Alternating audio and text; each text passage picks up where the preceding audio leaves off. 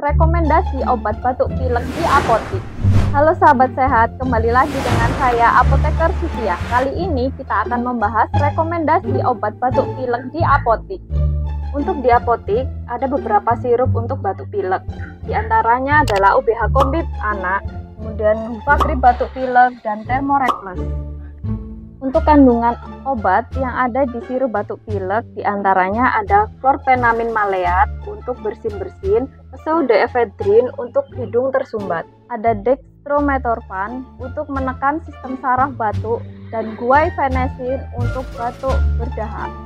Untuk cara pemakaiannya, pada usia 2-6 tahun 3 kali sehari setengah sendok takar atau 2,5 mili.